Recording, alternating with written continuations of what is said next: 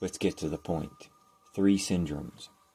I will mention 3 syndromes that I have personally come up with, that I attribute to various divisions within the pagan and witchy and Wiccan community as a whole.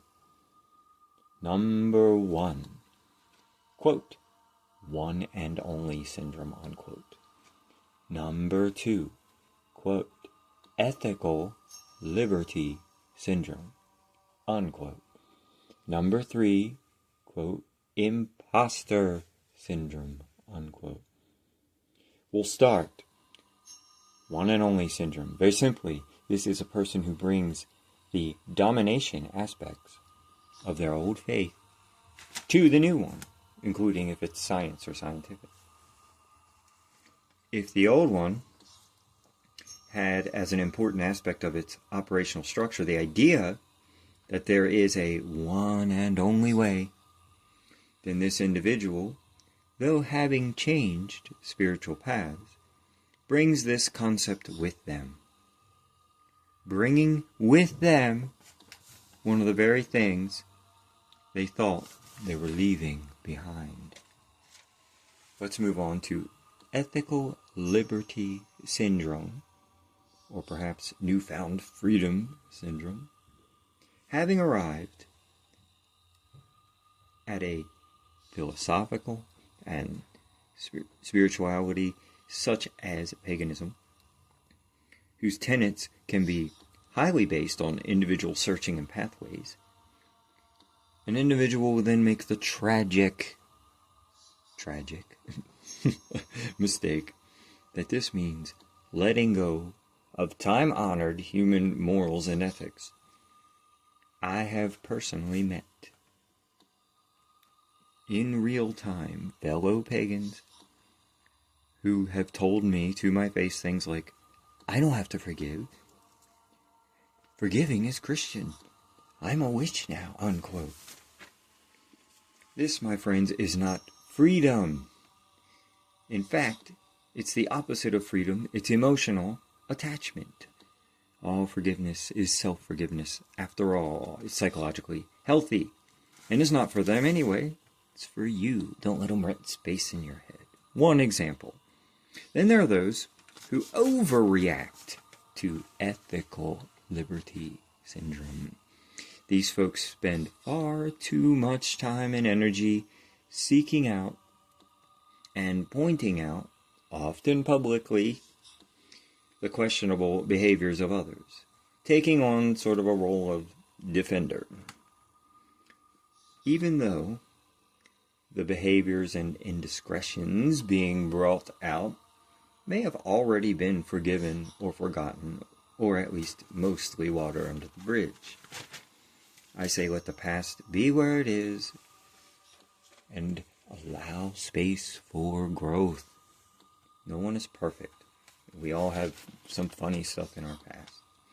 And lastly, and perhaps most subtle and difficult, imposter syndrome. It's more difficult to identify, perhaps, making it more difficult to recover from. Getting the diagnosis in the first place, if you will. Imposter syndrome, in my opinion, affects our community because we had not been in the past the large dominant thing, not as organized or even recognized for so long. Only now today, only now in the modern day, are people starting to casually understand the value of divine feminine, as just one example off the top of my head. Starting to understand the yin aspect of spirituality. Imposter syndrome, as a therapeutical term for individuals, but I'm applying it to a group, is even when confronted with success, even when recognizing momentum and growth, which, by the way, the pagan community is growing, but still, still feel unworthy. This, my friends, leads to self-sabotage. This is subconscious. This is automatic. It's based on recent histories. By recent, I mean a few hundred years or so, because in ancient times, folks were pagan. It's becoming so used to failure or perceived failure for so long, our automatic default setting, subconscious programs, begin to engage.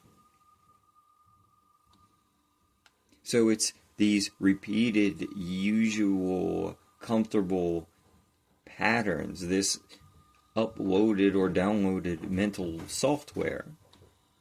Every doubt you have ever heard now begins to reveal its power. Every insecurity,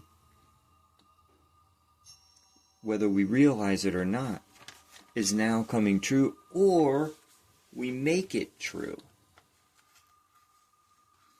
And that, my friends, is up to us as individuals.